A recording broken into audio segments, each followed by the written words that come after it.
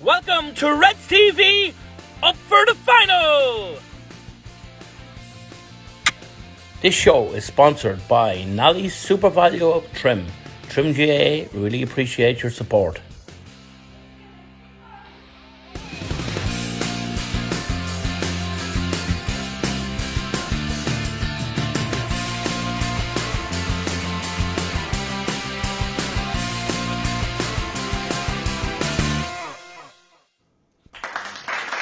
Okay, welcome to the pre-Leinster final show here from Trim GA Club. We're located here in the boardroom of Trim. We're going to have an informal chat about the final on Sunday and to get some expert views from people here on the panel. Our host for tonight is Fergal Lynch of Me Chronicle fame and further afield. And we'd just like to thank Super Value Trim, Nolly Super Value Trim, for your continued support of the club. Thanks a million, John. It's great to be here, and thanks a million for asking me to present this. And we're joined tonight. We'll start with the one furthest away, CJ Murtagh, Rory Dowling, and Maudie Power with us, as John alluded to, the big experts in the club, just to discuss what is an historic occasion for the club. To be involved in a Leinster final at any grade, at any level, is a remarkable achievement. But for Trim to win the intermediate title this year in the county and then go on and represent the county in Leinster and reach the final, it's a great occasion for the club, and I think it deserves the recognition that hopefully we're going to give it. CJ, I'll start with you. There hasn't been too many Trim teams in the past, certainly not football teams anyway, that have represented the club in provincial competitions, but you would have played on hurling teams that represented Trim in those Leinster clubs. How important is it, or what's the approach from the team? I know you've won your county championship, so how serious do you take this provincial campaign going into it? It's a very good question. I never played in any Leinster club as regards football, because unfortunately we didn't win senior when I was playing. We definitely played in a number of Leinster club hurling championships, and it was seeded at that time, and you would get an easy enough round first off, and then you'd be pitted against one of the stronger ones. And the feeling probably was then you won your county, it was a great job done, and away we go. You know, Leinster is a bit of a roller coaster and something like a day out for the boys, and because realistically it was going to be very tough to win it for a start. And at that time when we were playing senior hurling, there was no intermediate hurling Leinster championship, it was all senior. And we had a very good record in it for years, and then we had a nightmare at the end, but we had a great record. In 1992 we won 2 rounds before we played Fogs out here, Fogs of Dublin, who came all guns blazing in a quarter final. They had Antrim players, they had a lot of county players from around the country, because Fogs was a kind of a culty Dublin club, and Jesus, we beat them 5 or 6 points at our ease. And then we went to play Buffers Alley in the semi-final of the proper Leinster down in a tie, and unfortunately myself and my centre forward friend Loman Dempsey and Decky Murray was suspended. So we were short 3 we were something linchpins of the team at the time: centre back, centre forward, centre field, and all 3 were missing for that semi-final. But this is a different kettle of fish altogether, because this Trim team have been dominant at intermediate for a couple of years now, and I think I know lots of people say it, and I've said it throughout the county, they were practically nearly a senior team playing intermediate, and their ambition strikes far ahead of what we struck when we were playing senior hurling.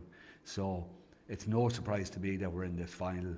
It is, as you said, a fantastic historic day coming forward, but we're not here to make up the numbers now. This is not a day out for the boys. This is the real action, and people say it's grand to be in a final, but when you're there you got to win it, and that's how I feel about it. And I can't wait for Sunday. It's very historic, and please God, we'll get the result we require. Maudie, you would have played on a lot of the Trim senior teams, and were involved in senior championships and got to a senior final. Would it have entered the heads of the players, especially in 2002, wasn't it? Not the last senior final. Would it have entered the heads of the players in around that time the possibility of playing in a provincial championship? You know, during the year, while you'd still be in action in the Meath Championship, would the mind be looking further afield? So would these Trim lads, when they were lining out against Moyle in the first round over in Cortown, I think it was, would they have had Leinster aspirations in their mind, or would you have had Leinster aspirations in your mind in your younger years? Well, I suppose that's where maybe the baggage of history probably would have come across us as a senior team, and the guys, after losing 2 intermediate finals in a row, I'm sure that the sole target was to win Meath this year. I'm sure at the game over Moyle, they weren't thinking about Leinster finals in January in Park Dalton.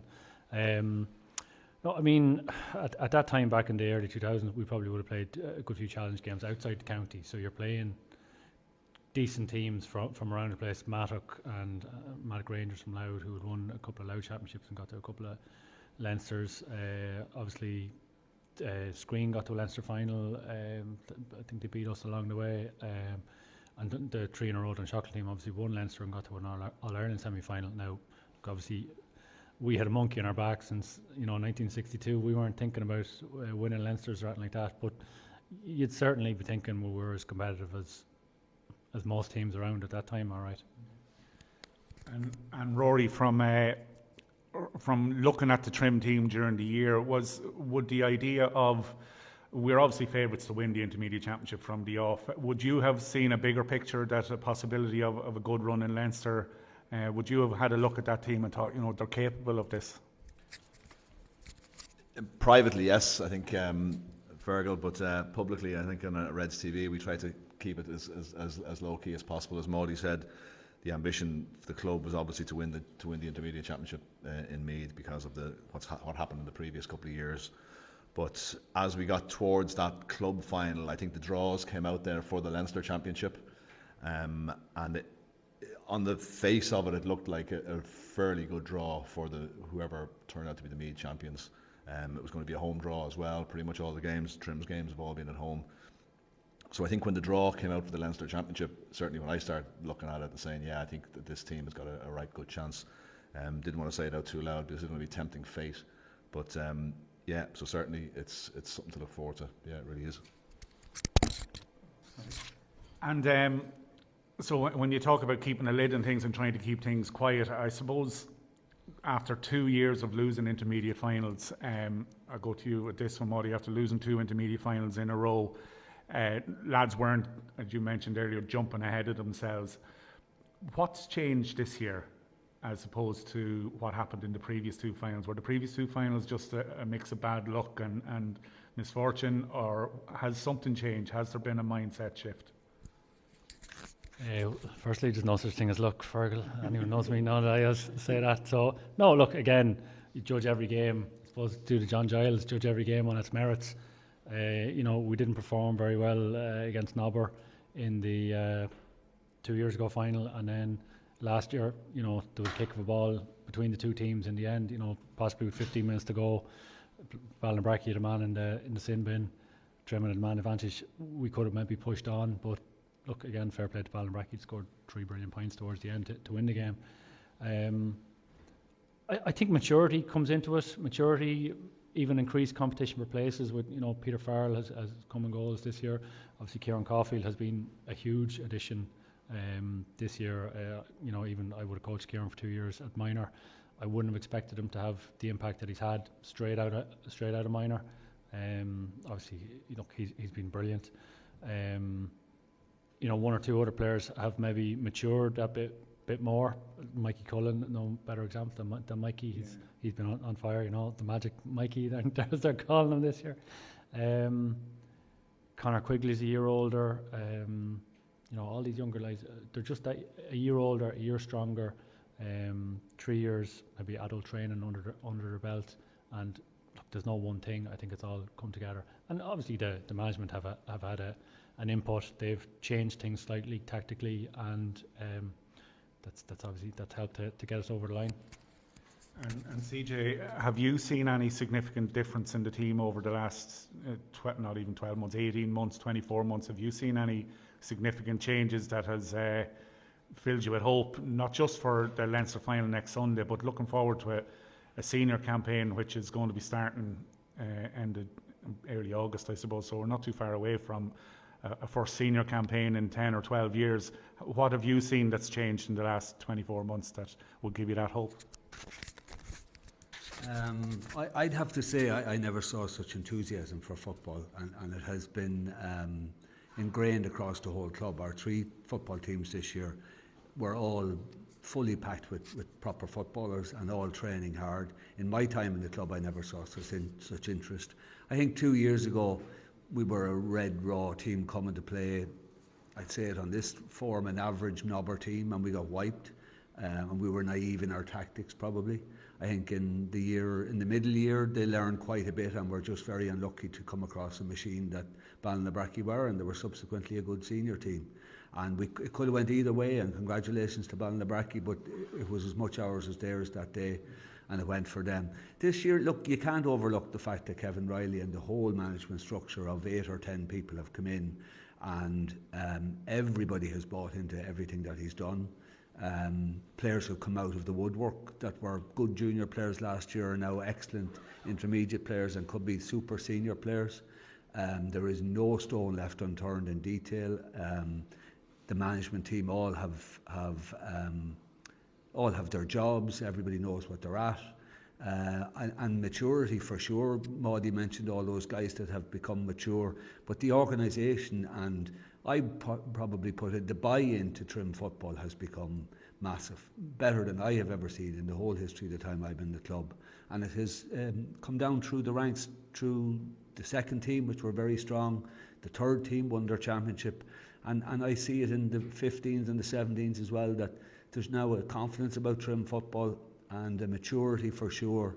And there is a change. Can you put your finger on it? No, but it has been gradual for 3 years of from average to very good to excellent. So please God that continues and that they make a lovely senior team, and we'll see what this week brings. That's a good point CJ makes there, Rory. It's about success breeds success, and a winning habit is a hard one to break, and any other cliche that we can think of we'll throw out there. But when you look back on the record for 2021, 17 competitive games, 17 wins, never really troubled, apart from maybe in the Curnabonia final where St Pat's got to within a point. But in fairness to Kevin, he gave lads who were loyal to him in the early stages of the Curnabonia, gave them their opportunity in the final. So they've won a lot of those 17 games as well without big players who are inter-county players and weren't around for those Curnabonia games. So that winning habit is a great one to build, and it was important to get off to a good start, wasn't it? Yeah, certainly was. And another word I just throw into the mix there that the lads have used the words is consistency. I think the consistency of the performance throughout the whole year, through the Curnabonia and through the championship, has been there for all to see. I think we've covered most, if not all, the games on Redstv, so we've been right on the sideline there. I know you've been inside the wire too, Fergal, and that, but very, very consistent.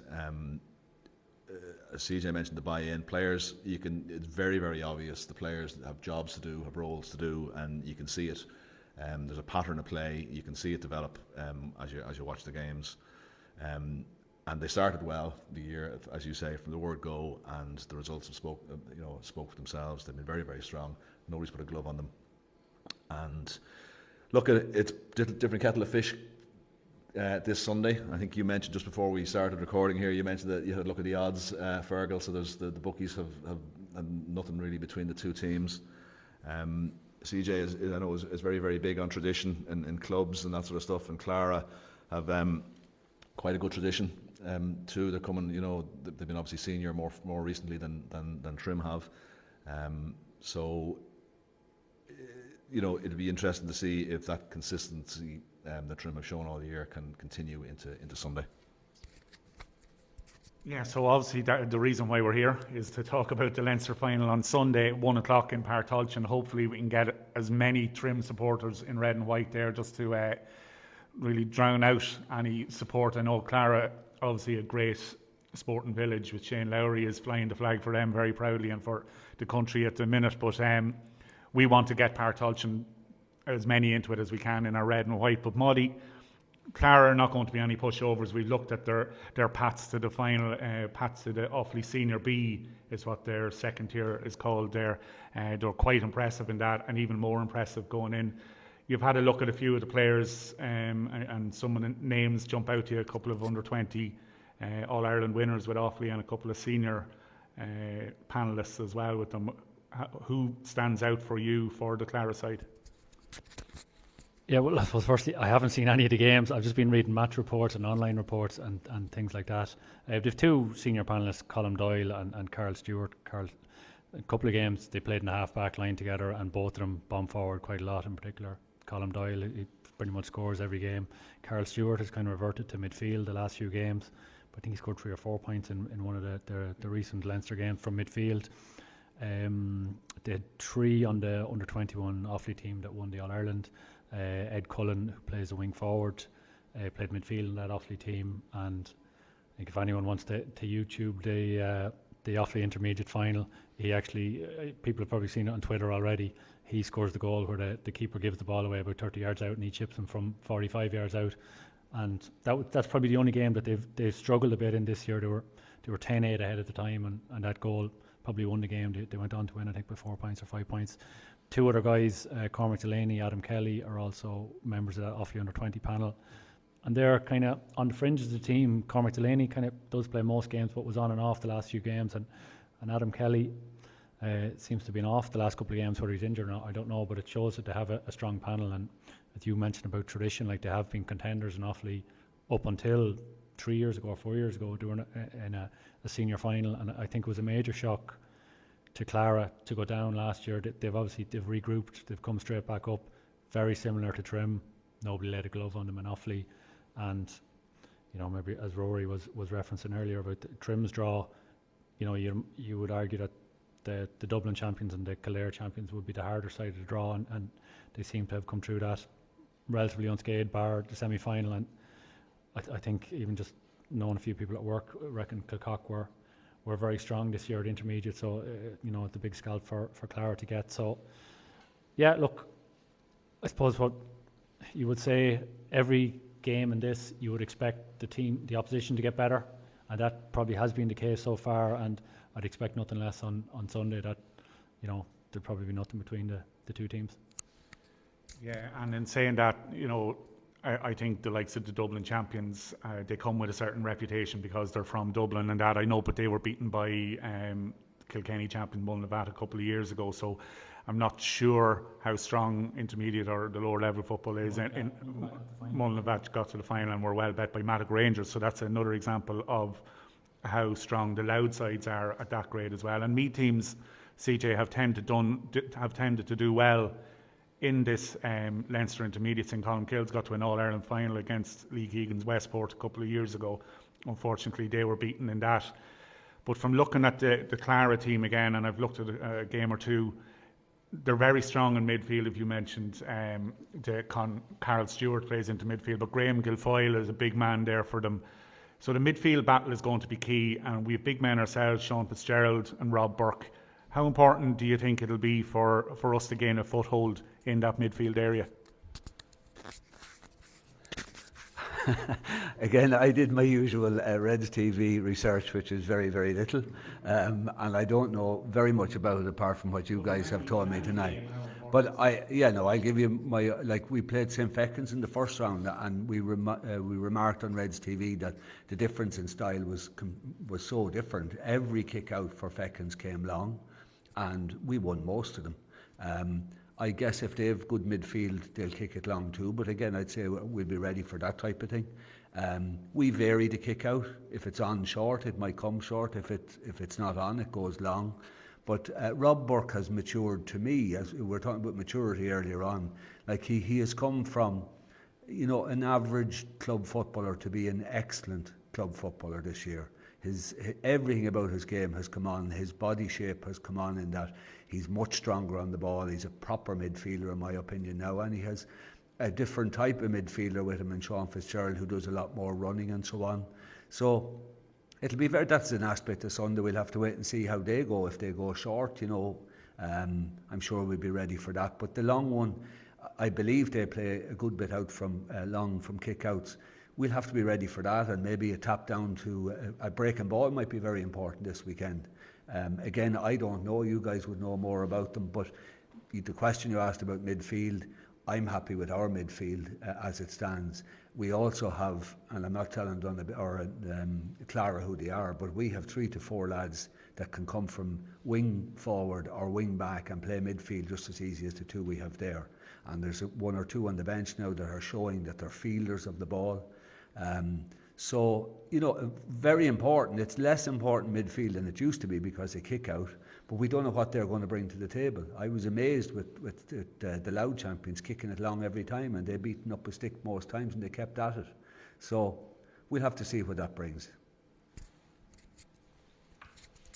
I know Kilcock got done by a short kick out in after 4 minutes of their game. They tried a short kick out, and the Clara corner forward, I think it was Josh Fleming, I think, pounced on it, and they got a goal off that straight away. And so they are quick. They look to force turnovers as far up the field as they possibly can to try to cut out that possibility of having a short kick out. So there might be more longer kick outs, but Trim, I know, have worked on a lot of strategies in terms of finding their man from the kick out and making sure that they gain that primary possession, which, Rory, is crucial when you look at the threat and the danger that we have in our full forward line with Magic Mikey, as we've already mentioned, the hard work that Owen O'Connor that puts in, and then just that enigma and the star attraction that Aaron Lynch brings. Aaron could look like, he hasn't maybe done a whole lot in the game, and then you go and you tot up the totals at the end of the game and you see, well, he's after scoring 1-8 or 10 points in a game.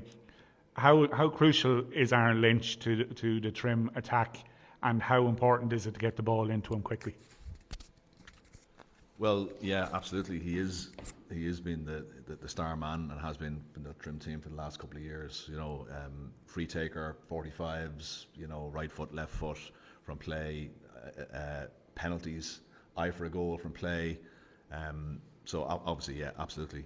The link play this year has been very, very good. I think that's a sign of the maturity that the lads spoke about earlier on. I think a lot of the forwards have been obviously coached into not necessarily taking it on, working the ball to the better man, whoever that man may be. But yeah, the possession thing is key. We've commented right throughout the year on Trim getting the ball in fast into the inside forwards, and that's where the damage has been done. So it is key.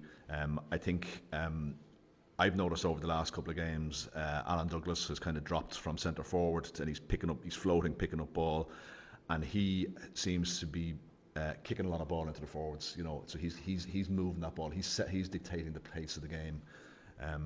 So yeah, it is vital that from a Trim point of view that the ball goes in there. Looking at Clara's scores throughout the year, Virgil, they seem to be quite miserly at the back. They haven't given away much. In fact, the biggest in their first round of the Offaly Championship, they conceded 110 against Ballycumber, which seems to be the biggest score, the biggest total that they've conceded all year. So, it's going to be difficult, obviously, for Trim to get the scores, but key to that is getting the ball in fast into the forwards. Sorry, I'll interrupt there. We spoke about changes from last year. I think we are less reliant on Aaron than we were 12 months ago. That's not to say he hasn't played as well. He's been brilliant. He's been the best footballer in the Intermediate Championship. But we have more of a spread of scores. We've scores from different areas, from midfield, from the half-back line. So even though Aaron is a key man for us, I do think one of the changes is we're a little bit less reliant than 12 months ago. Yeah, well, it was something I was going to mention. Like, we had a goal in the county final from Declan Dowling. We had a very important goal against Crossabeg Ballymurn for Conor Quigley. So there's goals coming from defensive situations, as CJ mentioned, players that are from wing backs and wing forwards capable of dropping into midfield, but also capable of joining attacks as well. And Rory, just as you mentioned, the miserly defence of Clara conceded 337 in their 5 Offaly games and scored 1270 against that, a scoring difference of plus 60 over 5 games. So they're averaging a plus 12 scoring difference in the Offaly Championship, scoring on average 21 points, conceding just 9. Like they do look to be a very, very formidable outfit. In saying that, Trim have been fairly formidable themselves. So I'm going to ask the three of you to put your reputations on the line and try and not let your heart rule your head, but I know that's fairly impossible. CJ, how much do you think will we win by on Sunday? Again, not knowing a lot about them, but knowing plenty about us, look, we'll settle for any sort of a win. I'm hoping that it'll be 3 or 4 points, that we won't have to be biting our nails with 3 or 4 minutes to go. We didn't have to do that this year, which is, you know, the only matches we had a right fright in the Cornabonia final, and we pulled it out of the wood, but that was very badly needed before we went into the knockout championship. With no match in the quarter final, we did a nice match in the semi, and then we were comfortable in the final. So I'd be very happy to win the match at anything. I hope it's 4 points, that we're a little bit more relaxed with a few minutes to go. But anything other than the Trim victory will be devastating for me, because I think we've such a lovely team.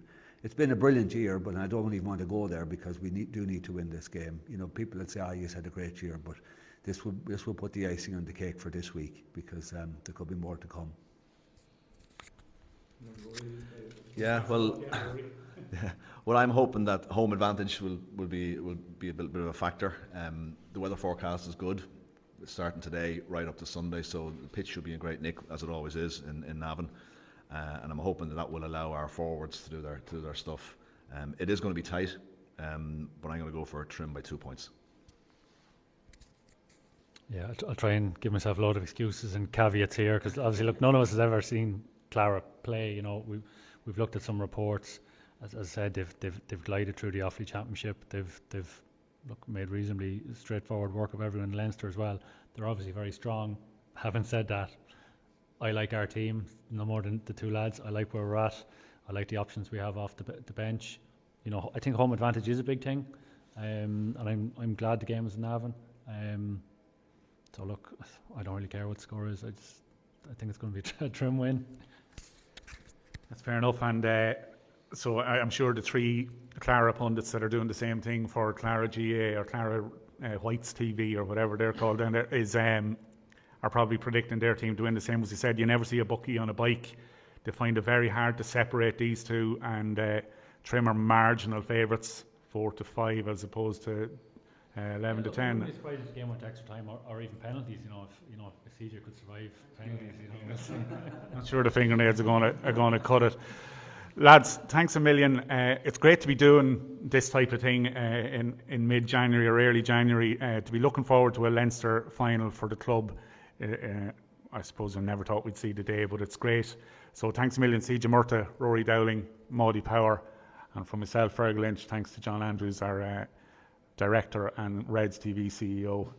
We'll see you all in Park Tulchin on Sunday, 1 o'clock. Bring your red and white flags.